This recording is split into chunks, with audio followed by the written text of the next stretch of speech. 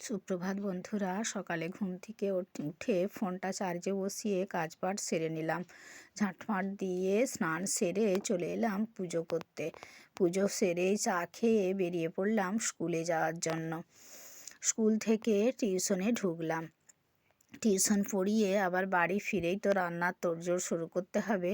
বাড়ি ফিরে ড্রেসটা চেঞ্জ করে বসিয়ে দিলাম ভাতের হাঁড়ি। কাঠের জালে ভাত বসিয়ে দিলাম, সবজিগুলো কুটে বেছে নিলাম, আর একটু চা খেয়ে নিলাম। চা খেয়ে গ্যাসে বসিয়ে দিলাম ডাল, সবজি ডাল। ডালটা ফোড়ন দিয়ে নিচ্ছি, গাজর মটরশুঁটি দিয়ে ডাল বানিয়েছি। এবারে করে নেব টমেটোর চাটনি। টমেটোর চাটনি আর ডাল হয়ে গেল গ্যাসে, আর ভাত নামিয়ে কাঠের জালে বসিয়ে দিলাম সবজিটা। শিম, আলু, পেঁয়াজ, ছাই আর ডিম দিয়ে একটা তরকারি। তরকারিতে জল ঢেলে বাটনাটা বেটে নিলাম, আর ওই তরকারিতে দিয়ে দেবো দুটো ডিম ভেজে। এপাশে বেগুন পোড়াটাও কাঠের জালে করে নেবো। খুব সুন্দর আগুন হয়েছে উনানে, আর উনানে বেগুন পোড়ার টেস্টই আলাদা। রান্না সেরে চলে এলাম শুকনো জামা কাপড়গুলো তুলে নিতে। এরপর খাওয়া দাওয়া সেরে বিকেলের কাজপাটগুলো গুছিয়ে নেব, কেননা বিকেলে টিউশন বেরোতে হবে। সেই টুকিটাকি কাজগুলো আর তোমাদের সঙ্গে শেয়ার করছি না। দেখো, বসে গেলাম খেতে। খাওয়া দাওয়া প্রায় হয়েই এসেছে। এবারে বিকেলের টুকিটাকি কাজ সেরে নিয়ে বেরিয়ে পড়লাম টিউশন।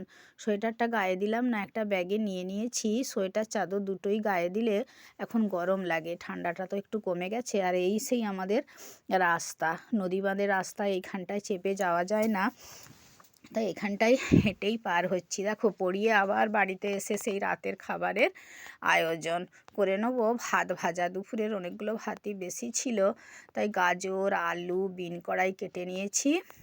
এগুলো ভেজে নেব, নিয়ে ভাজবো ডিম ভাজা, আর একটু বেশি করে পেঁয়াজ দেবো।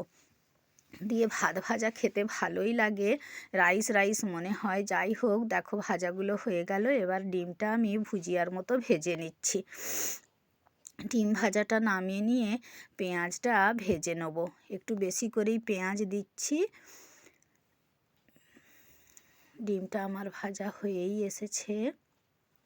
এই ভাত ভাজা খেতে আমাদের ছেলেমেয়েরাও খুব ভালোবাসে, আর রাতের দিকে তো অল্প খাবার হলেই হয়ে যায়, তাই ভাত ভাজা খেতে মন্দ লাগে না। এবার ভেজে নিচ্ছি পেঁয়াজটা। পেঁয়াজ ভাজা হয়ে গেলে ভাতটা নেড়ে চেড়ে নিয়ে ওই ভেজে রাখা আলু, গাজর আর বিন ওর সাথে মিক্সড করে নেড়ে নেব।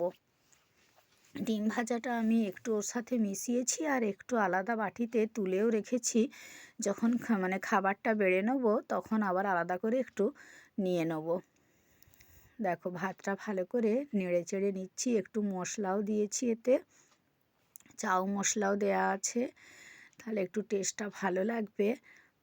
হয়ে গেল আমার রাতের খাবার তৈরি। খাবারগুলো বেড়ে নিলাম। শুভরাত্রি বন্ধুরা, ভালো থেকো, পাশে